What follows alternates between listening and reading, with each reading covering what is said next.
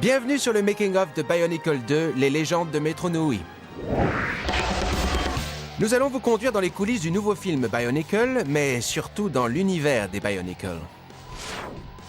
À chaque fois que vous verrez apparaître cette icône en bas à droite de votre écran, cliquez dessus à l'aide de votre télécommande et vous aurez encore plus d'informations.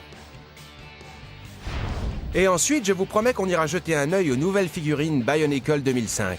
Mais on va vous faire patienter pour ça. D'abord, nous allons à Los Angeles rencontrer les créateurs du second film Bionicle, qui a lieu en réalité avant le premier film Le Masque de Lumière, mais dans les deux cas, c'est toujours une histoire de Toa. On a vraiment voulu raconter toute l'histoire des Toa. Ils ont reçu les pierres Toa, mais ils n'ont pas encore de pouvoir. C'est le masque de pouvoir qui fait qu'un Toa se distingue des autres personnages de cet univers. Et ça demande du temps. Vous verrez en regardant le film que chacun a son petit voyage initiatique. J'avais tort. Tu disais vrai, mon frère. C'est impressionnant ce que tu peux apprendre quand t'es pas en train de donner des leçons. Tu disais quoi? Moi, j'ai rien dit. Pourquoi ton masque rayonne? Mais Vakama a du mal à trouver sa voie. Nous pensions que c'était une idée plutôt sympa que Vakama ait des rêves éveillés. Et ce sont toutes ces choses qu'il devrait suivre. Mais il n'a pas suffisamment confiance en lui et en fait, ce sont les autres qui vont l'aider à poursuivre ses rêves. Pendant ce temps, Makuta restait dans l'ombre, accumulant sa puissance. Je pense que s'il était méchant dans le premier film, dans celui-là, il est encore plus méchant. 3 fois plus méchant. Vous pourrez voir l'essence de son mal. L'équipe des créateurs est toujours restée fidèle à l'esprit Lego. L'histoire des Bionicle devrait ressembler à une grande aventure Lego, dans laquelle vous aurez une collection d'éléments de l'histoire, des pièces, des briques qui s'emboîtent de différentes façons. Lego est le berceau des Bionicle. Nous avons sauté dans un avion pour Billund, au Danemark, là où sont nés les Bionicle. Salut, je m'appelle Lars Kane et je suis le directeur du marketing de Bionicle. Je vais vous emmener dans la salle de projet où sont réunis tous ceux qui travaillent sur Bionicle. Suivez-moi. Par ici, nous avons ceux qui gèrent le projet et ceux qui le commercialisent. Et là, nous avons la partie création et le web, des créateurs et des designers aussi de ce côté-là. Toutes les personnes qui travaillent sur Bionicle sont ici. Avant Bionicle, les 2 premiers modèles appelés Slicer et Robo Rider étaient populaires. Mais l'équipe voulait créer une nouvelle ligne de figurines d'action. On s'est réunis et on a commencé à chercher des idées. L'étape suivante était de trouver une histoire qui se poursuivrait d'année en année. Et tous les ans, on fera en sorte d'aller plus loin dans cet univers. Et Bionicle, c'est le genre d'aventure qui a tout pour durer longtemps. C'est d'ici que les créateurs ont dessiné les nouvelles figurines et masques. Quand on a commencé à inventer la nouvelle ligne de Bionicle, chacun avait sa spécialité. Pour certains, c'était le dessin, alors que pour d'autres, c'était la sculpture. Ensuite, on a visité l'usine Lego pour voir comment les pièces de Bionicle sont fabriquées. Pour commencer, des granules en plastique de couleur sont aspirés par des machines où ils sont chauffés et modelés. On appelle ça le moulage par injection. La nouvelle pièce est éjectée et atterrit dans un bac. Ces pièces de Vaki sont minutieusement vérifiées. Ensuite, des robots circulent pour récupérer les bacs remplis. Les éléments sont ensuite transportés pour l'emballage et l'expédition. Vous vous rappelez ma promesse au sujet des nouveaux Bionicle 2005? Ça arrive. Mais d'abord, retournons à Los Angeles pour découvrir comment les réalisateurs ont rendu vivante la cité de Metro Nui. C'est une utopie urbaine. C'était la ville rêvée, un paradis sur Terre où tout le monde aimerait vivre. À Tametru, il y a les cheminées de la fonderie de Vakama. On a fait des cheminées qui, en fin de compte, ont créé des nuages et l'environnement. Elles crachaient de gros nuages épais. Nous leur avons donné vie. Quand vous construisez un bâtiment, quelqu'un doit faire les plans, les fondations, l'armature, puis monter les briques ou les pierres les unes sur les autres. On doit faire pareil sur l'ordinateur. Pour créer ces paysages formidables et si détaillés, l'équipe a dû trouver de nouvelles idées pour parer aux problèmes. Normalement, quand on fait une grande zone urbaine, ça grouille de partout. Il y a les oiseaux, les avions et tout ce qui vole dans le ciel. Mais l'ampleur des constructions était telle, il aurait été ridicule d'ajouter des petits oiseaux.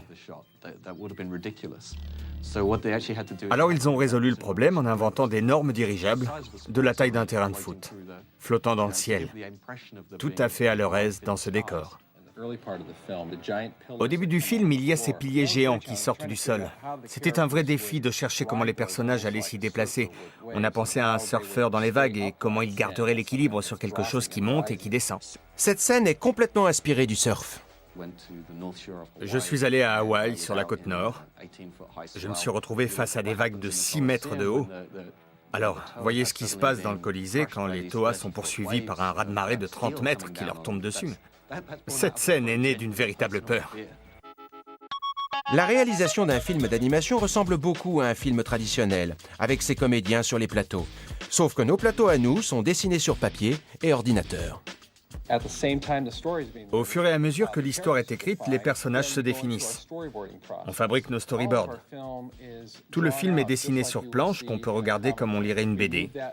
Ensuite, le procédé consiste à disposer nos dessins sur des plateaux en 3D, créés dans l'ordinateur, et d'y ajouter des personnages. Et à partir de là, nous entrons dans l'animation. Et avec leurs ordinateurs, les animateurs deviennent des acteurs.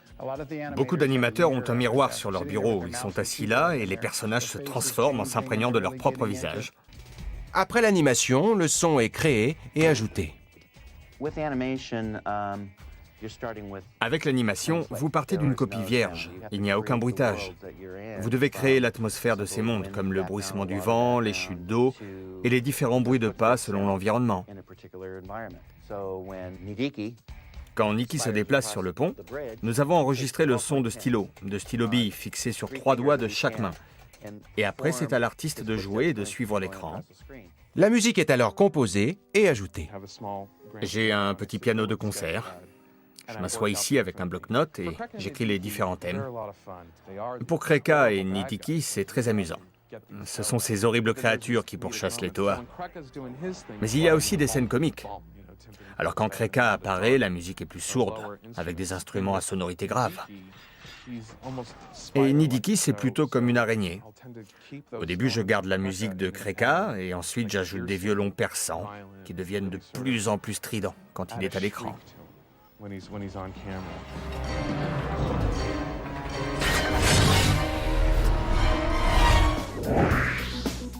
À la fin, les réalisateurs décident des scènes qu'ils vont garder pour faire le film.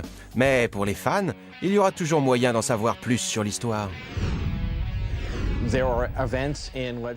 Il y a plusieurs événements dans la légende de Metru Nui. Par exemple, le fait que les Toa n'utilisent pas leur pouvoir élémentaire dans les premières parties du film. Vous pouvez voir le film, aimer le film, le comprendre sans savoir de quoi il parle. Mais si vous lisez les BD avant la sortie du film, vous comprendrez tout. Nous avons demandé aux réalisateurs de nous faire partager les scènes sympas qui n'ont pas été choisies. Ici, nous avons le Lorak. Ce sont les croquis des créatures qui allaient être dans notre film. Sur le script, nous avions une très belle petite scène que nous n'avions pas eu le temps de mettre dans le film. Une séquence courte mais pleine d'action. Ces Loraks sortent de partout en vrombissant, arrivant par les airs, et ils ont ces petites sortes de queues à crochets, et ils s'agrippent sur Turagalikan. Ils volent en formant des cercles, l'enroulent, le serrent comme un boa constricteur. Une petite part du secret se trouve dans l'une des dernières scènes restantes de cette séquence du film, lorsque Toa Likan dit « Quelqu'un doit assumer ». Et c'est la toute dernière scène de ce chapitre qui fut en fin de compte tirée du film. Nous espérons que vous avez apprécié de jeter un œil dans les coulisses. Oh, attendez! Quoi de neuf à propos des jouets Bionicle? Voici ce qu'on a pour vous, les gars, pour 2005. Nous avons quelques nouveautés sympas ici. Le nouveau Toa Ordica. Ce sont leurs nouveaux outils. Cette hache de glace avec modèle bicolore. Et aussi Vakama, qui va avoir cette épée de feu en matériaux souples. Très chouette. Ici, c'est un de nos modèles recollés, utilisés pour les tests de consommateurs. Et voici à quoi ressemble le résultat. Et voici ce que vous verrez en 2005. Super bien, non? Merci les gars! Voilà, c'est tout. J'espère que vous avez pris autant de plaisir que nous à explorer les coulisses de l'univers des Bionicle.